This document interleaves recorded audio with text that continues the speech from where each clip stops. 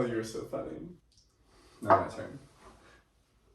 Oh, you're not going to share? No, this is okay. Fenty, and I'm almost out. I just hope everybody on camera got to see what it's like for everything. Anyways, hey everyone. Hi everyone. Welcome to our... Oh my gosh! Alright, let's I won't be wearing this. Oh, we gotta clap. So, 3, 2, 1. 3, 2, 1. Oh, we didn't clap. 3, 2, 1. You're supposed to clap with me. 1, 2, 3. Alright, 1, 2, 3. That was good. That was good. Were you trying to mess up? No, I really wasn't. I thought I was doing it right. Alright, everyone. You know what they say, humble beginnings. We all always start somewhere. Kevin and I have been wanting to... Get out my face! Kevin and I have been wanting to start this podcast journey deal for like a really long time. Yeah. And everyone always tells us, they're like, you should start a podcast. You guys should do this. You guys should do that. And we always are putting it off. We're always making excuses. Well, we ordered the microphones. We ordered the microphone stands. We have our janky setup right now, but it's just gonna grow and grow. It's gonna grow from here. I have a good feeling about it. I do too. No, so the name of our podcast for right now, or video podcast, whatever, is KJ and BB. KJ and BB. I'm Kevin John. I am Boneless Brandon. And I'm sure a lot of you already know us or are familiar with us from either social media, from real life. I'm a singer-songwriter. Brandon is the most phenomenal choreographer and dancer I've ever seen in the world. And we're ready to... We've been told by so many people over the past, especially over the last year, saying you guys need to start podcasts. You guys should start a podcast. What are y'all waiting for? And so now we're finally doing it, and I'm really proud of us. Are you gonna hear the brush? Yeah. You shouldn't. I'm just gonna brush this real quick. Okay. Well, I guess why are you brushing? This has now turned into an ASMR channel. Period. But we'll get to what I'm brushing and why. Yeah, literally, as an audio medium, I guess this is a good time to say that you can also watch this on YouTube as well, on our YouTube page, KJ and BB. Is it KJ and BB now? It was KJ and B, and I just had to add the B. Oh my god, I'm like schwitzing. I know, we're rebranding. If you don't know, we started KJ and B. We started out as KJ and B. And here's the real tea. Honestly, we should have kept going then, and we're not going to stop. Well, I just want, because I like BB because I want our fandom to be called the BBs. The BBs, and so what am I? The Kevin Johners? No, there's no Kevin Johners. BB is in like, Kevin and I also say BB a lot, like for baby or like boo boo or baby. And that's boy. BBY. Oh. How do you do it? BB. Like, hi little BB. Period. My little BBs. One thing we always do. Yeah, it's KJ and BB and the BBs. Perfect. The BBs just the B and BBs. Just the B and a B. But it's not Boneless Brandon. I know. So it's BBs. So it's Kevin John and BBs. Okay. This specific podcast that we are doing is for Drag Race. Yeah, and we want to talk even about more Drag Race. specifically the new season, Drag Race season 15 that just premiered. This specific topic will come out every week.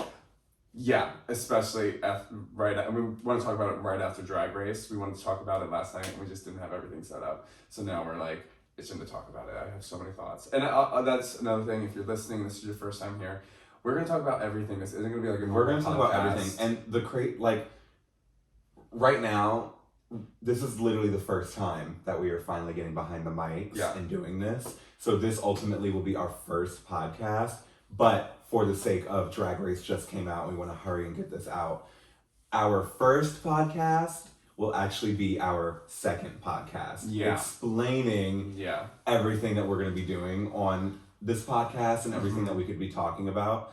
And we'll introduce ourselves more. Yeah. But if you're listening to this, it is strictly for Drag Race. Yeah. And we just want to dive right in and get to it. Now, if you are... Yeah, so if you haven't watched Drag Race yet, don't listen. because we're going to talk about that. Spoiler alert. Spoiler alert. You've been warned. You've been warned. If you are listening to this, you are not aware of the fact that I do have a 40-inch wig on, and that will tie into it will tie into what we're talking about, and like if you know, you know. But the people at home watching, because we're filming this also, this is my 40-inch wig. Yeah, girl. Her name is Moriah. I just named her, actually. She's named after a girl that we're watching on another show that we will be talking about. Oh my gosh, yes! You didn't know that? I didn't know you named her Mariah. Moriah. No, we're going to be talking about the challenge too, because not enough people talk about the challenge. But this is a Drag Race. I know, we're talking about Drag Race, sorry. Moving on. We are going to start in alphabetical order. Yeah. So I'm going to just pull up the queen. I have the queen's pictures. Now, disclaimer. If you're watching, pause to read the disclaimer. If you're listening, disclaimer. These are just two opinions in the sea of... in the undiscovered still sea of opinions, because they haven't discovered all of the ocean yet. In the same way they haven't discovered all the opinions of the world. So speak on it. Ours are just also floating out there. You do not have to agree. You can agree. Work. I'm not going to care either way. Don't care. I promise you I won't. This podcast we're really excited for because we like talking in depth about the things that we're watching, the things that we're experiencing, the things that we're going through, yada, yada, yada. And I love connecting with people who may think the same kind of complex way and may not think the same way, but are open to hearing and learning a different opinion or a different way of thinking, or learning just how we are as people. We're all complex individuals and we all think of things so differently and so specifically in a million different ways. So yeah, with that being said, if you disagree, I will not argue with you. We will not argue with you. We will discuss with you if you are open. Yeah. But we ain't gonna argue with you, boo. Yeah, we want to know what... argue with you, boo. We'd like to know what other people think. We'd like to see other people's opinions. If you disagree with us, great. That's what the world should be more of, discourse, of talking about or what we agree on, disagree on, because honestly, that's how I became the person I am today, is because Brandon saw a lot of the world so differently from me. So just listening to you, disagreeing with you and realizing it's not a disagreement, let me listen to somebody else. It's changed my world. So we're talking about Drag Race. It's not that deep. Yeah. Okay, with that being said, let's get started. Drag Race. All these little baby hairs in my hair. It's the lip gloss. It's sticking to the lip gloss. All right, so you want to just go queen by queen and we're going to share our thoughts? Absolutely. All right, so first in alphabetical order is Amethyst. Amethyst, Connecticut girly. Yeah, I really enjoyed her this episode. I really I enjoyed her confessionals. I thought she was just so sweet and actually really funny. And I think, yeah, what are your thoughts? You go. No, I agree with you. Keep going. And that's my thing. I really enjoyed her talent show as well. I thought she was the one that came out as the mom with the wine and sneakers, and she's like, I can't find my baby, and the baby's on her back. I thought that was so funny, and I do agree that it was. The problem was it was a two. She needed to wait. It was a one. Edge. It was a.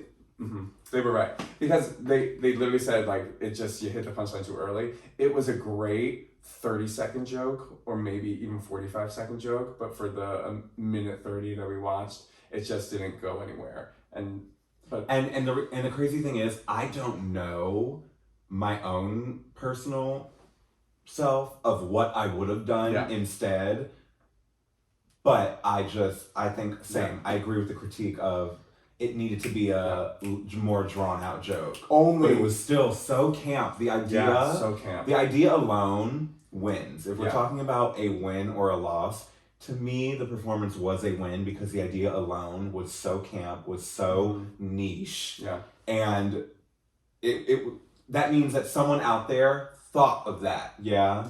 And why I say this all to say I still get it, and I don't think she was the worst of the night, is because if she was performing at Play and that was just her costume, and she came out. For the viewer at home, Play is our gay club here in Nashville. Yeah, Nashville's gay dance club. It's so much fun. They have an amazing drag show. One of the drag queens is from Play Dance Bar in Nashville. I've seen some of the best performers ever here in Nashville. They're fierce. If Amethyst, we moved here from New York. Yeah. So. And if Amethyst was on the Play stage doing that number, I wouldn't need a second punchline. The only reason it did is because it's Drag Race and you need to punch. And there were 5 other fiercer queens in the room. So I would have tipped her money at Play. Regardless. Yeah. Do I not get to speak on Amethyst? I'm like scrolling. I'm like, yapping. Next. Kevin just in here yapping. Yeah, I will agree with everything you said. I loved Amethyst. I'm loving what I'm seeing from her so far. I love his or their. We're just gonna say their for everyone. Do they have like the pronouns on here? Do they? Let's say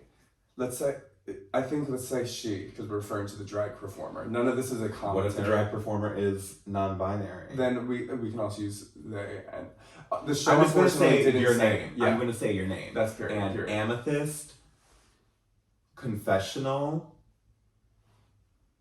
narration so far is really likable, very personable. They've been such a joy to watch, and I'm excited to see what they're going to bring this season. I'm just going to use they, them for everyone. This bio from E has it says her for Amethyst, and says she for Anitra. So I don't know. Well, with that being said, next, I don't know. Anitra. Yeah. We're going to talk about Anitra next. And I'm going to start since Kevin... I feel like you all the time. Anitra, wow.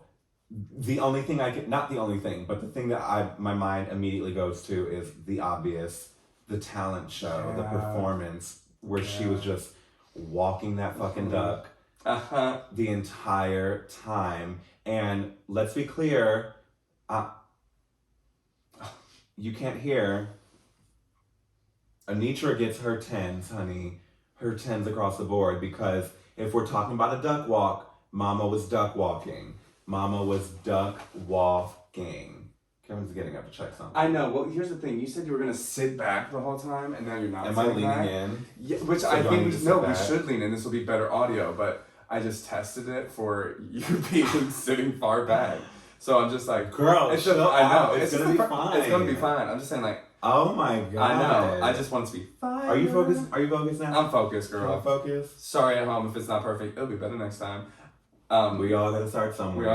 Anyways, Anitra, duck walk, the technique was amazing. The skill was there. A lot of y'all missed out on Legendary on HBO Max. I think they've taken it off. They took it off? I think so. I knew they canceled it, but you can't even watch it?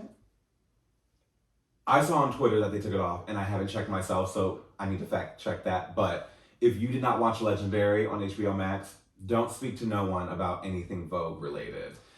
And because it was amazing. And especially if you ain't seen Paris is Burning, your only exposure is probably Paris is Burning and then Pose. But Legendary was just so real. And so it featured, from that community, the ballroom community, real dancers and performers and women and trans people. And it was just... it was such a new age show that it was not given its flowers. I know, we're talking about Drag Race. We haven't even talked about Drag Race. I'm sorry. But for real, Legendary has taught me so much about the gay community. And it's so important for every queer person to watch it. If you are not familiar with ballroom, it's like reading the 101, the dumber, Ballroom for Dummies version. You're not going to... I still don't know the ballroom scene, but I have a now good understanding of how important it is and how it led the way for why we're here today, why we're sitting here making this podcast, and you have this wig on is because of ballroom. So watch that. Period. It's because of ballroom. Back to Anitra, honestly, and what I was gonna say is, everything she was doing was amazing, and somebody else could do the same thing, and it wouldn't be as amazing. She had such a percussiveness to her movement. No, not. I don't think someone else could have done it. No, I don't think someone else could have done it. I think what she was doing was Mom. I'm saying someone could do the same exact choreo as her next to her. The way she was hitting the choreo was next level. But I think it's more than just the way that she was hitting it. Yes. She embodied it. Was exactly. It was a part of her. That's why I say no one could do that. Exactly. No one could do that. Yeah, she was next level, and I'm so glad that she won, because also what a great insight as to song choice can like make or break your day. Her song was fun, fierce, and memorable. It left you walking away being like, walk your fucking duck. And that's why RuPaul picked her, because not only did she perform the best, she branded herself, and she gave herself a way to go forward without being like, I'm the duck girl. Now we're gonna be like. And also from a dancer perspective, Miss Anitra, if you're listening, the musicality was just another level. It was a level that like, I don't even think people who consider themselves musicality can understand, because that was perfect. It She's was a amazing. Vegas girl. Duh. All right. Next we have like my little crush, honestly. Aura Mayari. I'm obsessed with Tennessee Aura. represents. So she's our Nashville girl. She's our Nashville queen. So I will never forget the first time I saw Aura dance was at Play. No, it was at Tribe. The first Tribe in Nashville, and she performed on this very small stage, not any bigger than you see our room right here. It's a smaller stage. It was a Beyonce night, and Aura performed a Beyonce lip sync like I've never seen ever. I've never seen someone dance with the passion and fire that she had. And this is before she filmed Drag Race even. Oh yeah, because George's hadn't even been on. Exactly. George's had filmed, and it was like, oh, George's is going to be on the thing. So there's a lot of hype around George's. Aura was not yet even on the season. She changed our mind on drag in general. We'd come from New York, and we'd not seen someone like Aura, and the way she danced, and the way she embodied a stage, and the way she performed and makes eye contact. She's out of this world. She really is. Oh, and her on the show, I think, she showed out. I think she really showed out. My only fear for Aura is I am such a fan, but there are heavy hitters all throughout that cast, all laced throughout the cast. So I'm like, ooh. I know, and that's the thing. I don't know. I only know Aura as a dancer, so I've only ever got to see her dance, and she has so much comedy in her dancing. She has facial expression for days, so I do think she's going to do really well at these things. But I have no idea, and so I'm nervous for a queen. And the last time I was like this nervous for a queen was when Miss Cracker and Monet were on Drag Race, and they were the only drag queens I'd seen in real life. So I was like so nervous for them the whole season. And I couldn't like just fully let myself enjoy it. So this season is harder than any season I've already watched. I was so nervous this first episode, and the way Aura killed it, I was so happy. And the argument she had with Marsha during the choreography was like literally so awkward because Kevin knows Marsha. I literally, I know Marsha. I've known her for years now. And for me, I'm rooting for both of them so hardcore. And then they started having a little drama, and I was like, oh my god, I was so stressed out. Next up. Who? Irene Dubois. Irene Dubois. Honestly, this promo look is so fierce. Okay, no, Irene was fierce. I know. And that is what a bummer. That is a tough thing. That's the tough thing about this season already is, me personally, there's not a booger. Yeah. There's a booger. Everyone could have stayed. Yeah. This episode, and I wouldn't have been like, no, like we need to get rid of queens because this season's gonna be so long. No, I wanted to see what Irene had more of because she was amazing. And she has a great mind. I loved her comedy routine. It made me laugh. So the fact that it didn't make them laugh was just a matter of also time and place. For me watching, I was rooting for her, and I wasn't on a set for 12 hours that day, probably exhausted, and like, I'm not gonna laugh I'm not gonna be like, if I'm one of the contestants who's probably hungry and tired. But she really did sell it to me where it made me laugh because I was in the mood to laugh. Yep. Oh my god! Oh my god! Kevin is I one do. to talk company. Because I love performers, and there was so. We're many talking about performers. Irene though. You're supposed to talk about Irene. Irene was fierce, and I loved her. I loved her energy, and especially her. Was it the Untucked of her like leaving, doing her exit interviews and stuff? The exit interviews were really good. Yeah, Irene, great. I was getting Bianca Del Rio personality tease as far as like throughout the workroom and like even behind the scenes of like not being on the main stage. I was loving just the nonchalant like calling people out, but not even in the vein of calling them out, more so of just like being so real and not like, yes, we're a sisterhood and we have to be all besties. Like, no girl, what? That wig is not 40 inches and it turned out not to be, but we'll talk about that later. My wig is 40 inches, but we'll talk about that when we we'll measure that. Because mine's 40 inches and that doesn't look as long as mine. Kevin has a pussycat wig on right now. This is not a pussycat wig. This is not a pussycat wig. Let me see, come here. It's because this is coming out of my head. This is coming out of my head. Girl. All right, let's do it. Anyways, more. You grab a piece of mine, I'll grab a piece of yours. So sad that Irene went home, but also I know. Dang, like who else? Because I do want to see more from Amethyst, and that's who Mm-hmm. she was lip syncing against. But Irene also killed that lip sync. She Controversial opinion. I know people online are saying that lip sync was boring and that it was a horrible song choice, but I thought it was really great. I would have been very entertained by either of them in person, and I was on the screen as well. They both sold it to me. Yeah. All right, next up we have Jax. Wow. OMG, Jax. So Jax, New York Queen, duh. I saw a TikTok of Jax a while ago, and it was absolutely insane. And I sent it to Kevin, and I was like, "Oh, girl, get into this!" Yeah. And Jax was turning it. Jax did nothing other than turn it the entire episode from the moment they walked into the workroom. Just such a sense of self. Yeah. Yes, very that. So confident in their drag. So not put on either. Yeah. She was very subdued, and but he's not coming.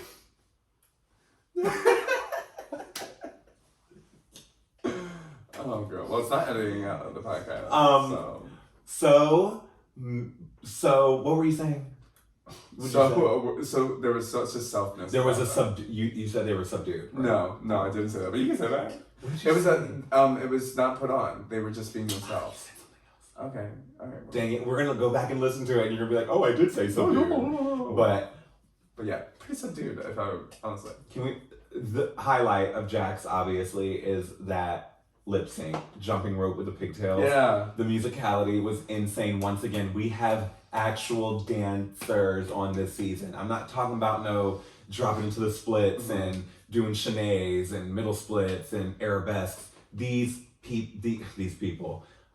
queens have technique. They have musicality. They have an ear for music. They have an ear for campiness and where to put it in a choreographed place while still making it campy. What a way to introduce us to them this season, especially because now I know every single one of them puts on a good show. Because what I loved about Jax is all she had to do was the split or the flips, and we would have been like, "Oh, this has never happened." That was just icing on the cake. It was so the good. jump roping was so smart. Was so good. It was so smart. I'm like literally so excited to see more from Jax. Lucy LaDuca. Connecticut girl. You want to talk about a conspiracy? This is Laguna Blue. This is not Lucy LaDuca. This is New York City's Laguna Blue. No, look, I cannot wait for Laguna Blue to get on the show. And anyways, back to Lucy. I really felt for Lucy in the moment in the performance. All around so polished, so put together, so like definitely has it down to a T of what she does and what she presents. And the looks she had were amazing. Her demeanor was amazing. I just really think she chose the wrong song, and that stinks. Because I could tell she's a really good singer, and that song didn't get to show off her voice enough. I could tell she's a good performer, but she choreographed herself too much, where it became stiff, and she couldn't just focus on giving a performance. Yes, but is she a good singer, though? Is what I'm asking, and why I ask that is I'm sure she does sing, and I'm sure she does have some technique in singing. And this is no shade to Lucy, by the way. This is just more of like, we're diving deep into this topic right now. What should we call that when we dive deep into something? Deep dive. Deep dive. Ooh, deep dive. If I'm going out to do like a talent number or a dance number, something that I choreograph, it's going to be insane. There's not going to be a single song that would be a bad song for me to dance to. There wouldn't be a single style that would be a bad style for me to dance to, because I am a mover. I know how to listen to music and let my body do the talking. There is not a bad song for you as a singer that would not compliment your voice, because you would find a way to make it work regardless. So why I ask is she a singer or is she a singer? And that's what I don't think she's a singer. She might be a singer. And I think because her whole thing, I'm gonna call her out. Yeah. Her whole thing was, I know it's taking a risk. That's what I was about to say. It should not be taking a risk if it's something that you are so confident in yourself in doing. Yeah. So I wish we just would have seen something else from her. Because for me, if I'm in a talent competition, me singing wouldn't be taking a risk, because what I do is I sing. Period. You give me a microphone, I'm going to give you a show with my voice. Me taking a risk would be doing a lip sync. And so that's why I'm like, I don't think she's a singer, but I do think she has the facility. I agree. I think she has the facility. You could clearly hear that Mama sings. Yeah. But it's in the same way. But it's in the same way that dancers have come on there and have been like, I'm a dancer. Yeah. And they are doing like not good dance things that next to a dancing queen, you're like, oh yeah, this would seem more like a dancing queen rather than this person. Yeah. I'm gonna make sure I listen to Lucy singing something else. Period. Because but all that to say, Lucy is fierce, amazing, clearly I'm so a glad seasoned she queen. didn't go home. I'm really very excited to see what she brings this season. Yeah. Next we have Lux Miss Noir London. Let me brush my hair real quick. No, and this is what I have to do. Let me brush my hair real quick. I have to do. I need. Let me brush my 40-inch wig. This is my hair. This is 40 inches of my hair. Where's the tape measure? I don't know. What? Oh, it's in the drawer with the hammer. This is 40 inches. This is a $400 human wig, Mama. Okay. That sheet. Let me see. That cheap Let me measure wig. it. Come on. Can I brush it? Let me measure it. Can I brush it? Does that change the length? Brushing? Where do you want me to measure it from? Can I brush I it? know this is not 40 inches. This is I have 40. other wigs, and this is not 40 inches. This is 40. This one's not 40 inches. Kevin don't got a wig. And can I stand up? Yeah. One moment, everyone. Make sure it's all Where the do way I measure from? Where do you want me to measure from here. Are you sure you want me to do that? Yeah, but make sure it's straight, falling all the way down. Brandon, this wig ain't even touching 40 inches. Make sure it's straight, all the way down. It is. I think it's as straight as it can go. Look at the number again. Look at the number. Wait, no. I'll tell you. If you measure it from here, absolutely, that's a 40-inch wig. Okay, so it's 40 inches. Is that where you would measure a wig from? Yes. And my hair. Is that where you would measure hair from? Because this is not a wig. And I'm going to double down on what Irene Dubois said. I don't think, what Lux said. It's not thick all the way down. It's not a wig. It's not a wig. Body, Mom. Where? Look at this body. So you're Look at this body on this wig. You're Anyways. Okay, well, now that we've gotten that out the way. All right. I can't believe. Oh my God, you're gonna want to put it back on and fix your hair. I have a hat. We're gonna put the wig right there. I know my hair is probably a mess. Does it look horrible? No, I think it looks totally cute. But like, I know you're gonna be like, delete all footage of that! Delete all footage of that! I wish just embrace your hair. Oh my god, the wig is off and I feel like. But now they're not gonna be able to see your eyes. And your eyes are half of your journey. All the way up. This is my alter but ego. It's my alter ego. We have a video and you're literally I'm gonna make sure I look up sometimes. So, oh my god, you know, whatever. Okay, back to Lux Noir. I London. absolutely adored her personality. We are huge fans of Lux Noir. Yeah. We know that girl. Yeah. We know that queen. We know that we know that queer person. Yeah. And we don't know obviously Lux Noir, but we know that person. And we left New York in 2021, and we really didn't go out in clubs in the post-COVID world to see drag as much after COVID happened. So like, I don't really know all the queens of New York. I wish I got to see Lux, and I know I will see Lux at some point, because I just adored her, everything about her and her demeanor. Yeah. If you know me, you know I'm a queer person that is unapologetically queer. Yeah, living in Nashville, Tennessee, there's probably 5 of us here, right? But Lux Noir, I'm loving this.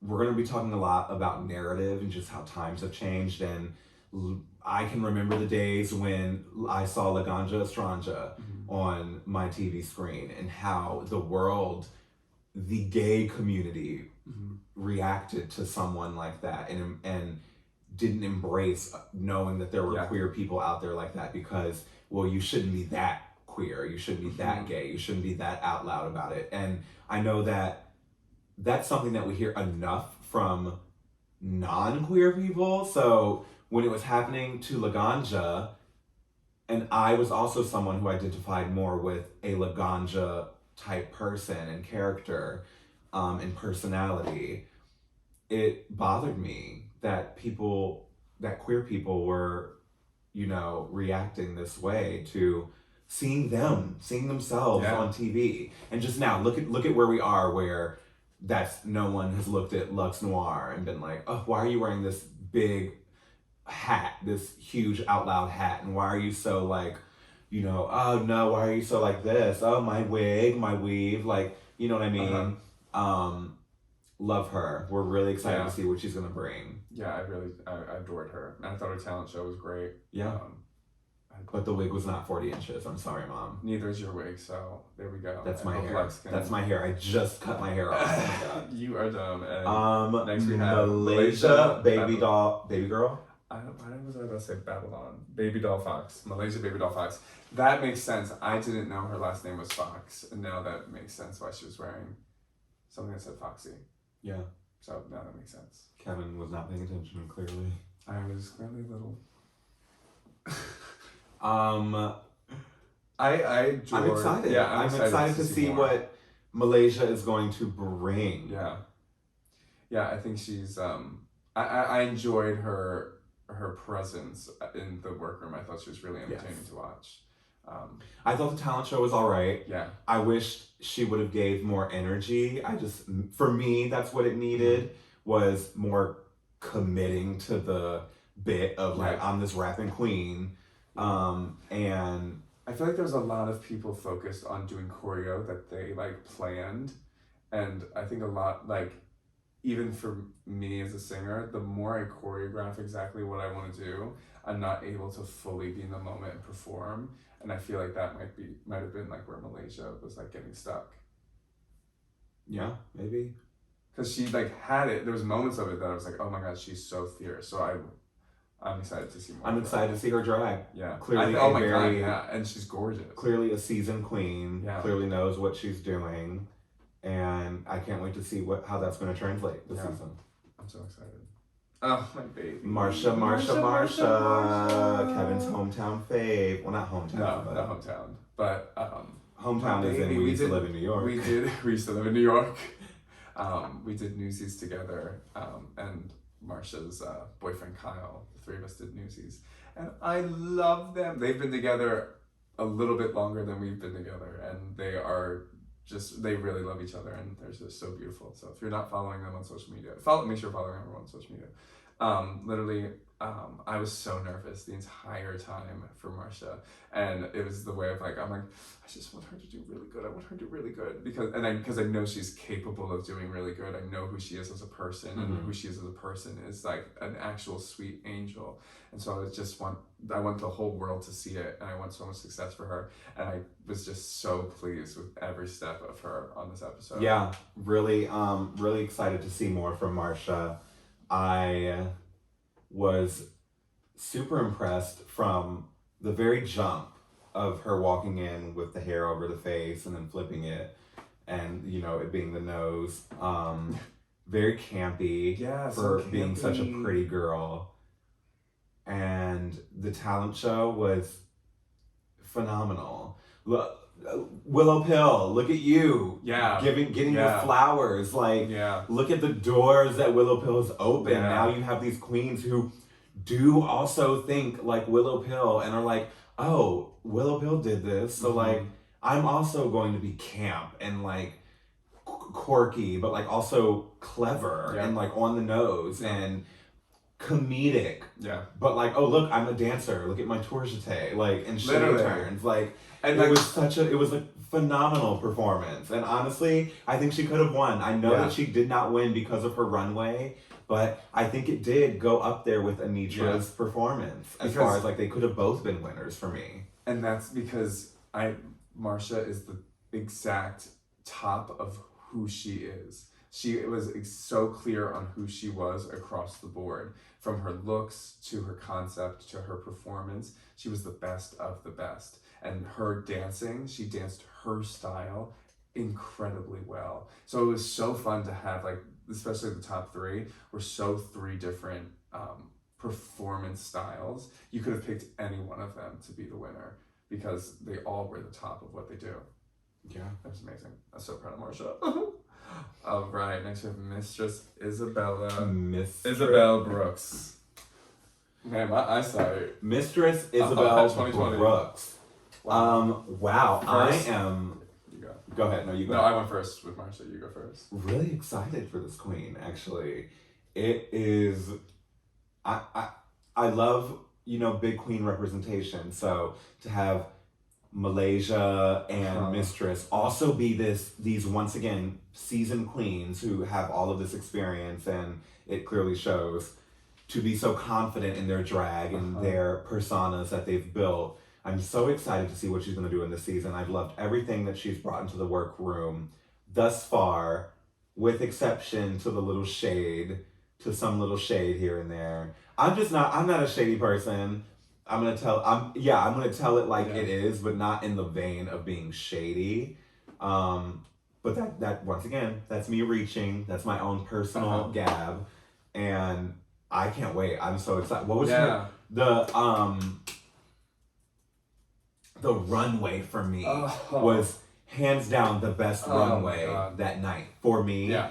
It really, what she said, and something I'm not gonna forget. She literally said, oh, I didn't pay for this. I didn't get this for the show. This came out of my closet. She's letting you know already, oh baby, I have been doing drag. I am a drag queen in all facets. Look at this outfit that I'm wearing on the first night of the season. It was so good. Fully rhinestoned. And the rhinestones on that outfit were not cheap. I can guarantee you the way they were hitting, the light was hitting them and they were refracting back.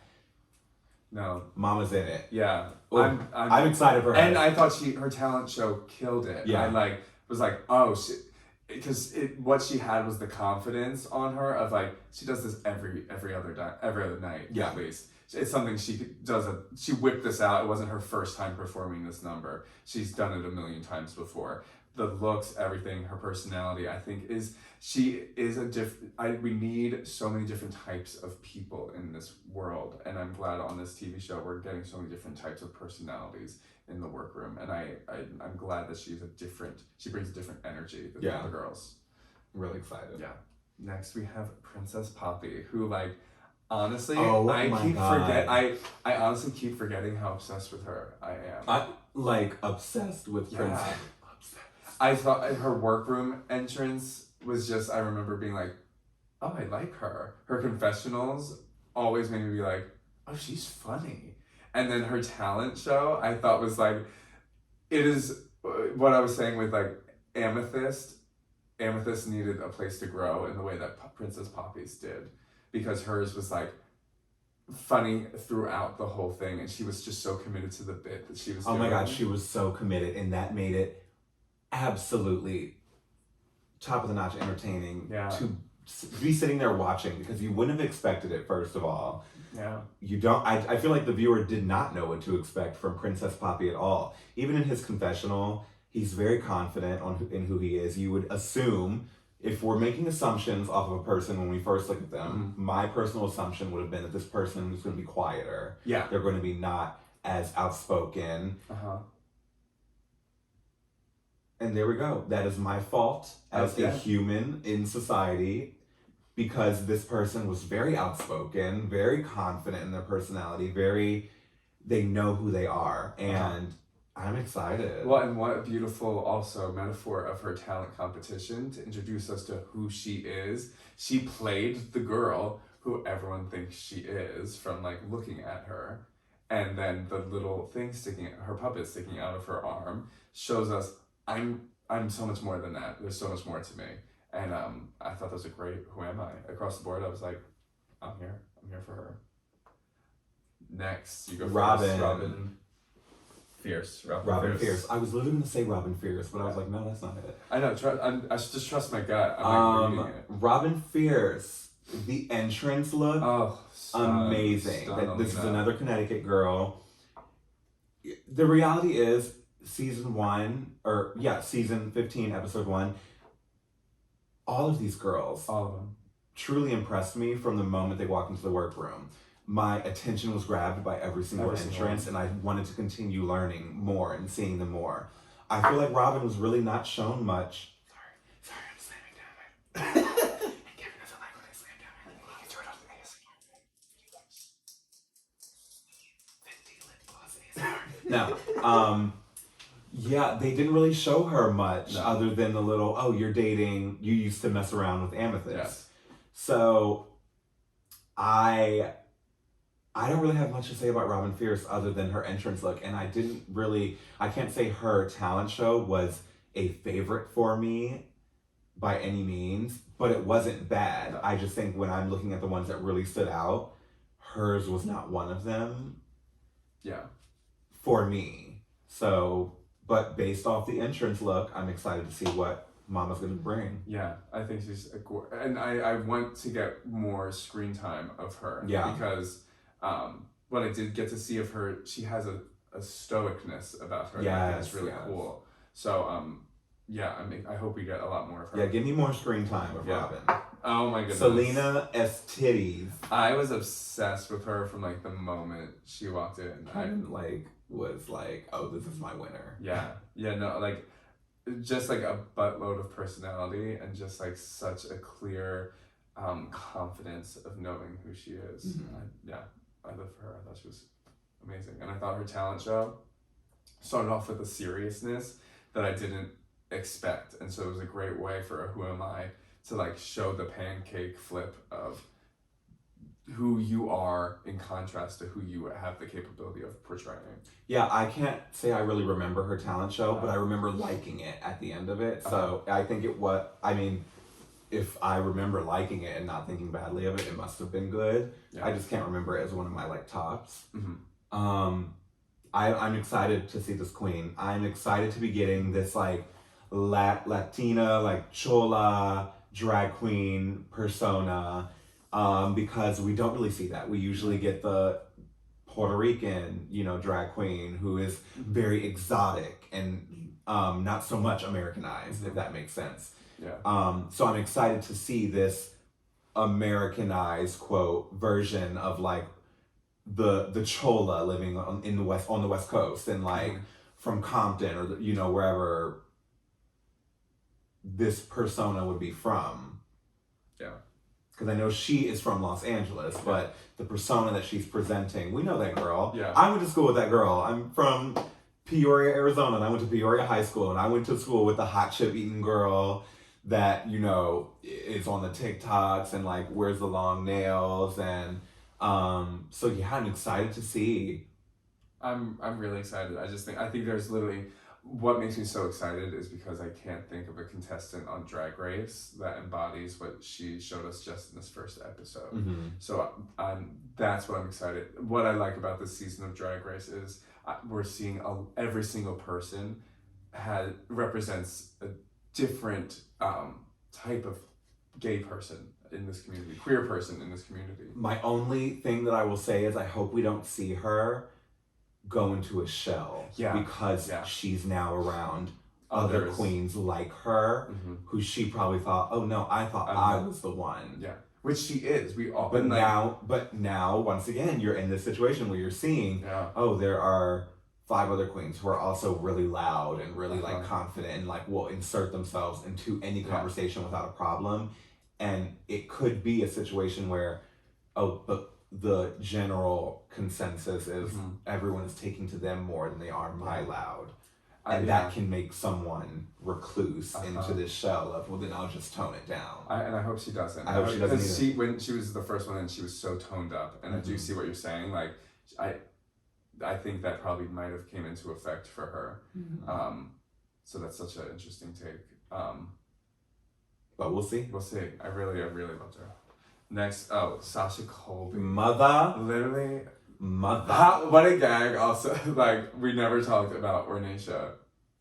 We'll talk about Ornacia. Okay. But let's talk about Mother. Sasha Colby, which once again, all you gays, all you white gay men out there who will be on Twitter and be like, she's Mother. She's mom. She's Mother.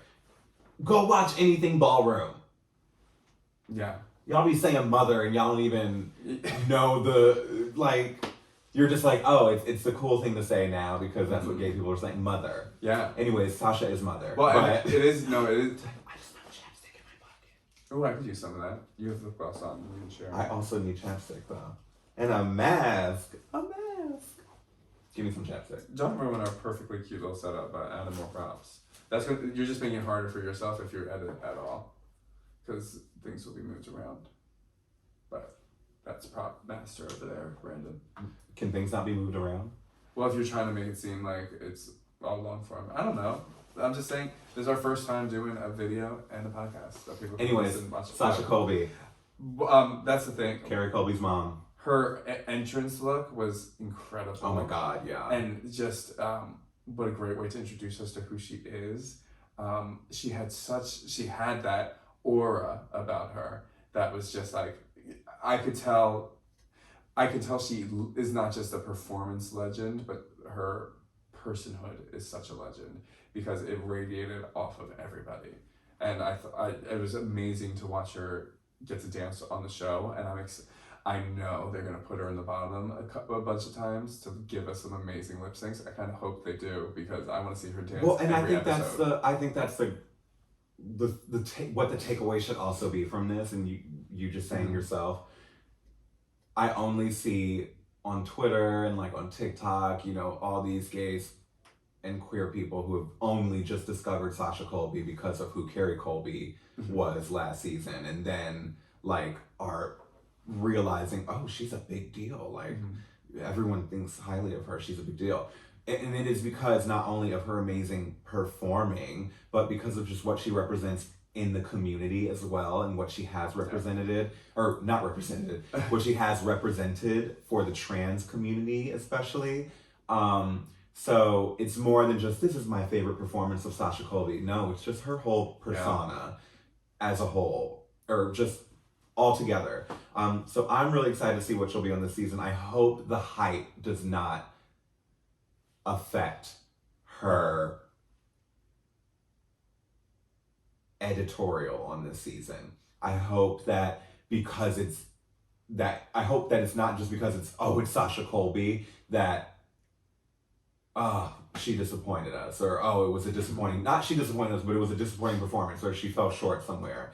Because a lot of the things were, all the queens should just go home, Sasha Colby's there. These queens they're showing up. Yeah. They've showed up. Well, everyone is here to compete. So I don't think it's just this easy wipeout of Sasha Colby's coming in and she's gonna knock everyone out. I think she's going to give everyone a run for their money, obviously. Yeah. But as are any of them. Well, and that's I think that's the thing we have to remember about Drag Race as a whole, and even like right now, all the things that I've said, I'm saying this from only seeing one episode of them. We forget that like we have bad days. We have like I have days where I'm so depressed I can't do anything, and I could give a performance that like is so it's okay, and that's probably it's not because of who I am as a performer. I can't imagine being on Drag Race, the long days that they have, and the different types of challenges they're gonna get. The fact that like you're gonna have to go one day from doing acrobatic dancing, hard movement, to be the funniest you've ever been, to memorize all of these lines and then deliver them in the next 4 hours. It's honest, and now design and drag. People are going to fall short of what they want to do because the tasks are so hard. Well, and that's what I'm saying is I think there is a good sized population out there of you. There's a good size of what am I trying to say? I don't know. Population that will be viewing this season that will allow the overhype of what they think Sasha Colby is affect how they watch her this season. They aren't going to let her have a bad day. They are going to be like, well, this is supposed to be Sasha Colby if she does. And that's what I'm saying is work. I don't think you all truly realize Sasha Colby has been around, honey. Yeah. You didn't just discover her a year ago and you're like, oh yeah, this is a big deal. No. That she's been in it. She ain't new to this. So. And I love the idea because we watch our other shows like Challenge and Survivor and we're talking about Drag Race. Yeah, I know, but I like someone coming in that's been doing this for their entire life, and someone coming in being like, "I've done this for 2 years," which we'll get to. Yeah, but I'm excited to see her. Obviously. Next, Sugar is Spice next. Yeah, then we'll Sugar. Talk about them both. Yeah. We'll talk about Sugar and Spice. What a unpopular opinion. This is unpopular? Yes. People don't like Sugar and Spice? No. Are you kidding?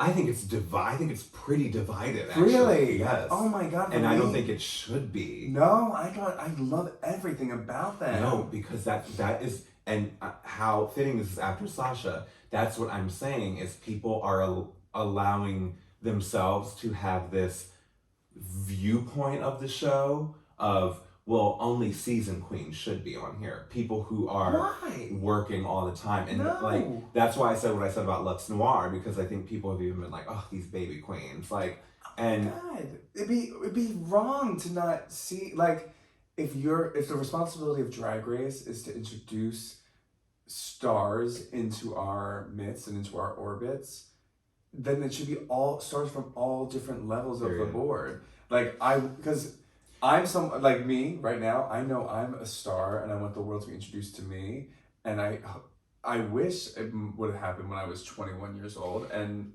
once again, that is the problem with the viewer who has probably not watched Drag Race since its beginnings, since it was on Logo. Like, have you ever even watched something on Logo? Only old seasons of Drag Race. But like, you've never watched anything else on Logo? Like I'm saying, when Drag Race first came out. No. I didn't know about. I wasn't allowed to watch that. Exactly. So that's what I'm saying is there are queer men out there who did not spend the entirety of their lives openly gay and openly intaking content like that. Whereas I was. So I've known about Drag Race since its beginnings, and since its beginnings, it was not what it is now. Like, it obviously has changed leaps and bounds. I think there's even an interview out there where RuPaul himself said at one point, oh, drag will never be mainstream. Like, the show will never be a mainstream thing. The show is literally on MTV. Which is crazy. Like, and now even just you saying this, like, it is a big deal because I came from a background, my upbringing, there was, when we had cable, there were certain shows on cable that we had, and like that you had to choose to have or not have or whatever. And Logo was not one of those channels, but I was able to put on MTV and watch like the challenge and stuff like that. So the fact that now, even for households that exist like that now in this country, Drag Race is popping up on MTV. That's huge. Drag Race is mainstream. Like it's mainstream. It's the most mainstream thing. So in saying all that to say, I've seen comments where people are like, "Oh, you shouldn't, to be a drag queen, you should have to have all these costumes and stage experience. Like, and these girls, they bought their stuff from Doll Skill, and they shouldn't be wearing this cheap stuff." And it's like, why not? Why not? That's, for me personally, especially since I've been watching Drag Race since the beginning, I think Drag Race has lost its the goal of just introducing stars and leaders and people who are within our community being these beacons of like navigating and teaching lessons. And no matter what your age is, no matter what your experience is, these young kids who are going to be watching MTV just like we grew up watching MTV are going to see something like Drag Race and see queens like Sugar and Spice, who they will also very clearly recognize from TikTok and be like, oh my God, I want to be able to do that. Yeah. And look, they're in Dolls Kill, affordable drag that I don't have to pay thousands of dollars for this fully rhinestone thing, because that's what Drag Race has become, and that's what I need to do in order to be successful. These girls, if you didn't know their story, and if you didn't know that they were TikTok queens and that they were young, you would have assumed they've been doing drag for a long time. With all of that being said, they're my number ones right now, because, and especially for the doubt that they're getting, not only within the cast so far from what we're seeing, but also just from the world so far from what I've seen. These girls clearly did not come on Drag Race. Oh, I don't know how to even put lipstick on. Like, look, I'm just a boy that put lipstick on my face. I'm a drag queen. No, they clearly do have a love for this art and this form of expression.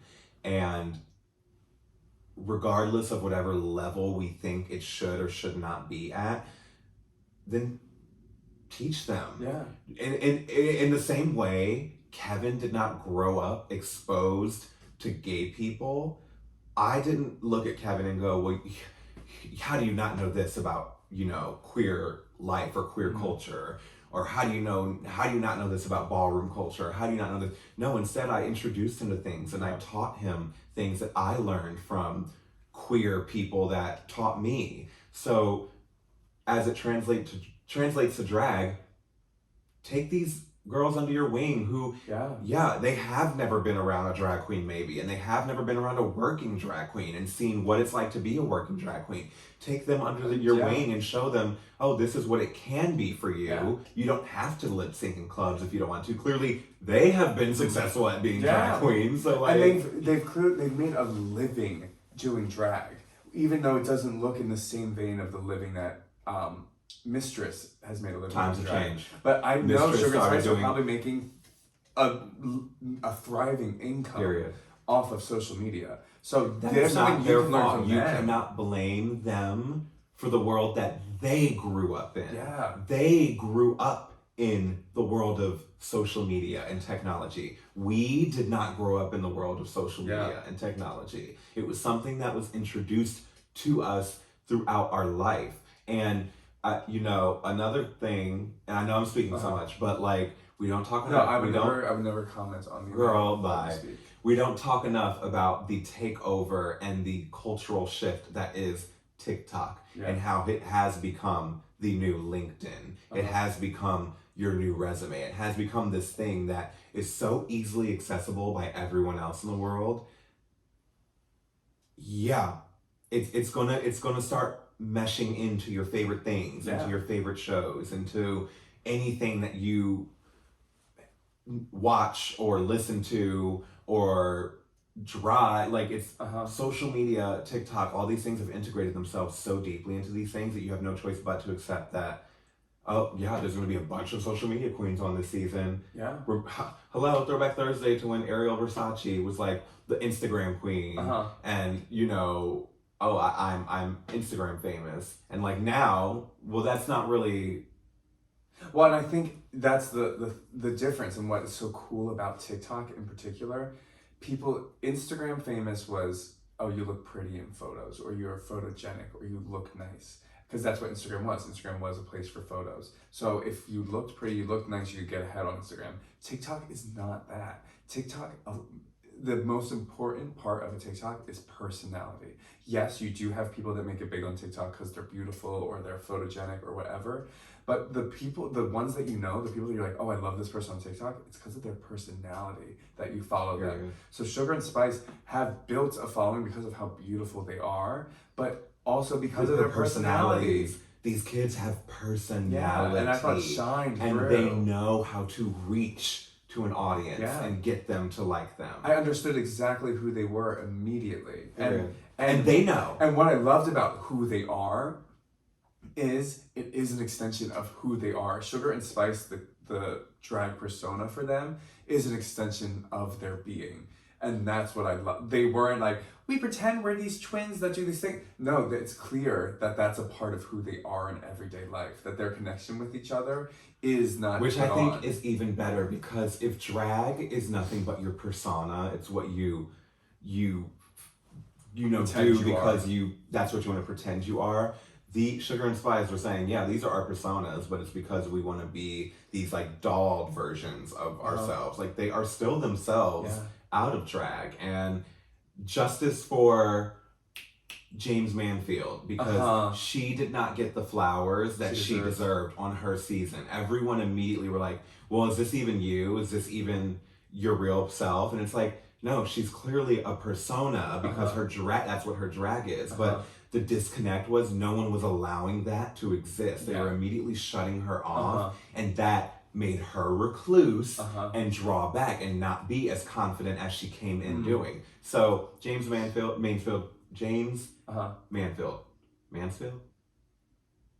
I think Mansfield. Justice for you.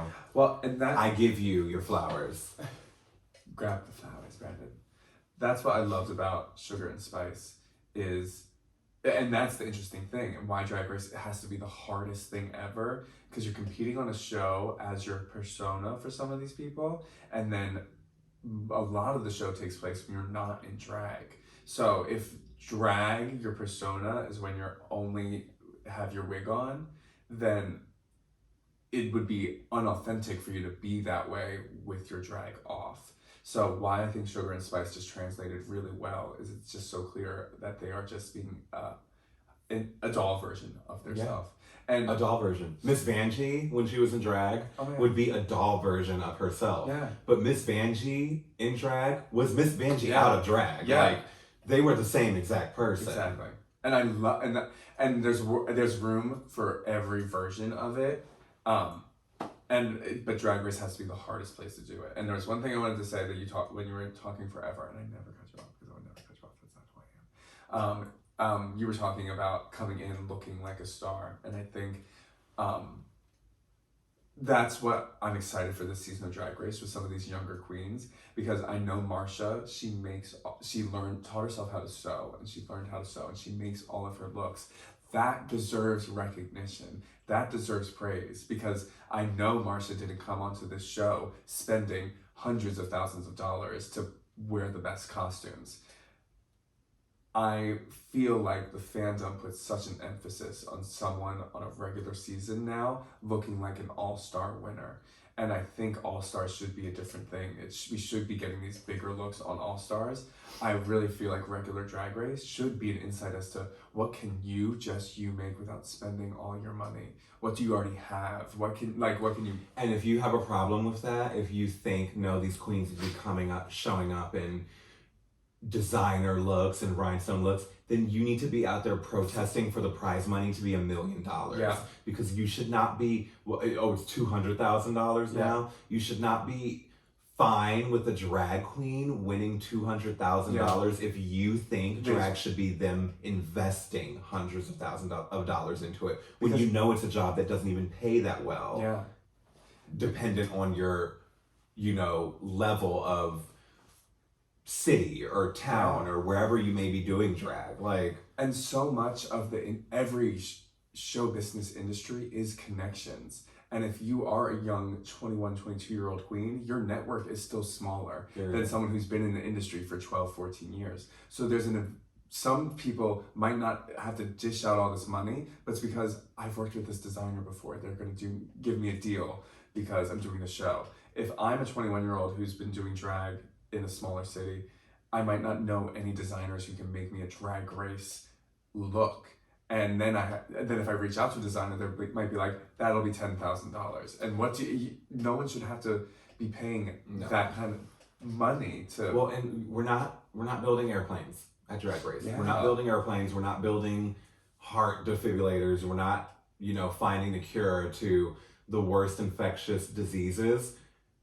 Your experience shouldn't matter here if you love doing this art form, because it's going to reach queer people and young queer people especially, and maybe even queer people who aren't fully sure of themselves as queer people. It's going to reach them, and not every queen will be able to reach every queer person. Yeah. So we need these different examples and different levels of queer people to be seen and to be shown and be put on a pedestal.